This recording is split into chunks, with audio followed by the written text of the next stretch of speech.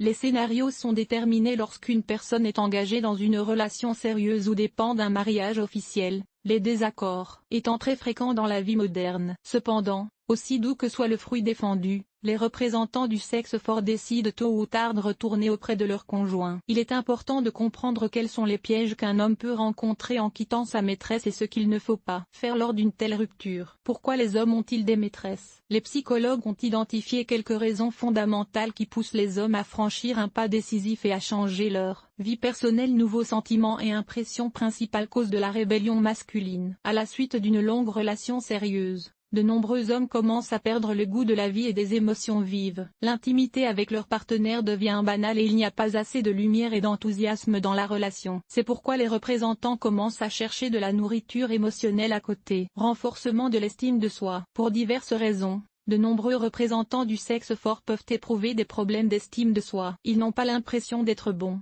beaux ou performants. À leurs yeux, une victoire sur le front de l'amour peut effacer toutes leurs expériences. Les hommes se retrouvent la tête dans un nouveau roman, ce qui leur donne l'impression d'être plus courageux et plus demandés. Les messieurs se sentent à nouveau dans le coup, car une relation brillante avec une maîtresse nourrit l'ego masculin. La peur de la vieillesse. Beaucoup d'hommes ont très peur de vieillir. Pour retarder ce processus, ils commencent à fréquenter des femmes plus jeunes. Les romans avec de jeunes maîtresses les font se sentir jeunes. Ils commencent à se sentir motivés par la vie et le monde brille à nouveau de mille feux. Frustration de la vie intime et soif d'expérimentation sexuelle. À un moment donné de leur vie, de nombreux hommes deviennent insatisfaits de leur vie intime. Cela peut être dû au fait que la passion qu'ils éprouvaient auparavant dans leur relation a disparu depuis longtemps ou que leur partenaire est trop conservatrice au lit. Pas de sexualité comme les hommes. Dans cette situation, le représentant du sexe fort peut commencer à chercher à satisfaire ses propres désirs. Les rapports intimes avec une inconnue procurent plus d'adrénaline et un sentiment d'ennui dont l'homme est si dépourvu. Insatisfaction de la vie et ennui. Certains hommes décident de trahir simplement parce qu'ils ne sont pas au mieux de leur fidélité.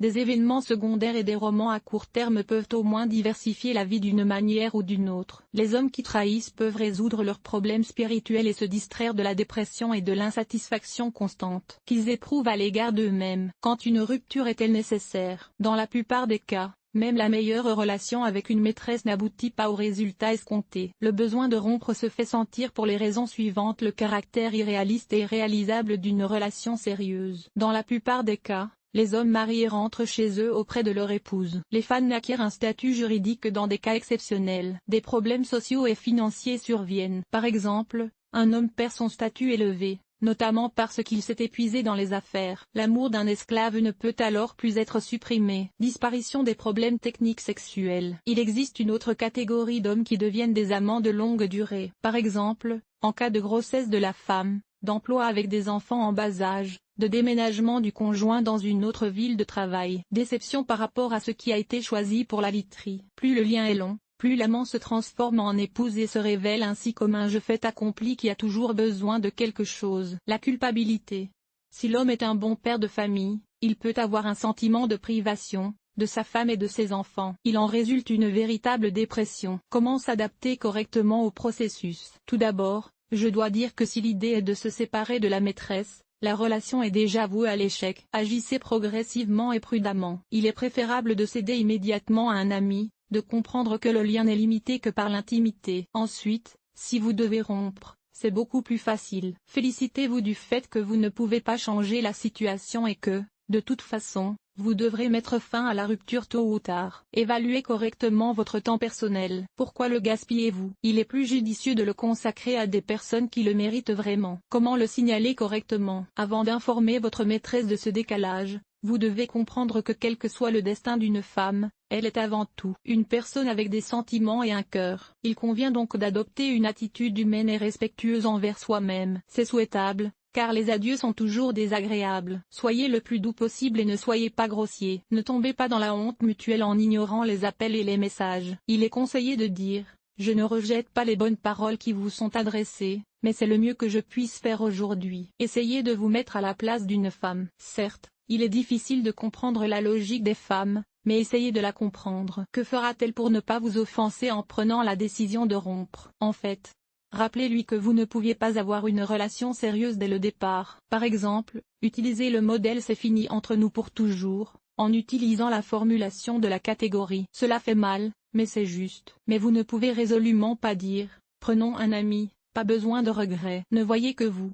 Inutile d'accuser la situation, les enfants ou le conjoint légitime. Je suis désolé, mais c'est ma décision. J'ai réfléchi longuement et j'ai compris que je me devais de vivre différemment. Que faire si la maîtresse ne veut pas se disperser? Dans le cas d'une relation moins longue et exclusivement sexuelle, sans attachement affectif particulier, une femme exprime tous les arguments les plus éloquents pour expliquer pourquoi elle a besoin de l'autre comme satellite de sa vie. Idéalement, si vous pouvez citer un exemple particulier, expliquez clairement que vous n'avez pas d'avenir commun, annulez vos projets de voyage, d'achat d'un appartement, de naissance, etc. Dites que votre situation financière s'est dégradée. Femme menaçante, conseil utile. La poursuite de la communication avec la maîtresse après la séparation peut dépendre de la nature de la femme. Certaines filles ont l'artillerie lourde et essaient de tout dire à leur femme ou de manipuler la culpabilité, en gardant le maître chanteur auprès de l'amant. Dans cette situation, vous pouvez agir comme suit: essayer de faire pression sur votre conscience. Faites appel à votre pudeur,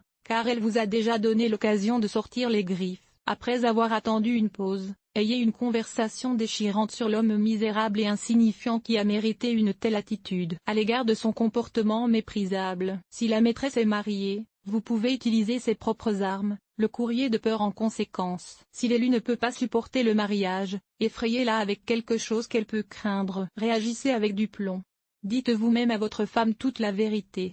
Tromperie. Faites preuve de talent d'acteur et travaillez sur deux fronts. Dites à votre maîtresse que votre femme est au courant et, au cas où, informez votre conjoint du complot de la personne malade qui a exprimé le désir de détruire le mariage. Trouvez des moyens d'éviter le courrier de peur. Si une personne voit que vous n'êtes pas touché par la menace, elle comprendra que l'entreprise est inutile. Les principales erreurs des hommes. Nous analysons les principales erreurs commises par les hommes lorsqu'ils rompent avec leur maîtresse. Signe de la position de petit ami. Les mots qu'est-ce que tu crois? Tu n'as pas le droit d'avoir ton opinion ont l'impact d'une bombe qui explose. Elle disparaît sans explication. Dans ce cas, la maîtresse offensée est capable de tous les stratagèmes ou de toutes les réintégrations déjà mentionnées plus haut. Évitez les conversations franches. Cela permet à l'homme de gâcher la vie de la femme et de lui donner de faux espoirs. Pour les représentants du sexe fort qui décident de rompre, la personne choisie par le premier est beaucoup plus à même de passer à un nouvel objet de passion. Tentative de dire au revoir à des cadeaux confortables. Appeler un taxi pour faire monter une fille dans la voiture est autorisé, rien de plus. Il ne doit pas y avoir de couleurs, de bibelots coûteux ou de baisers amicaux. Conclusion.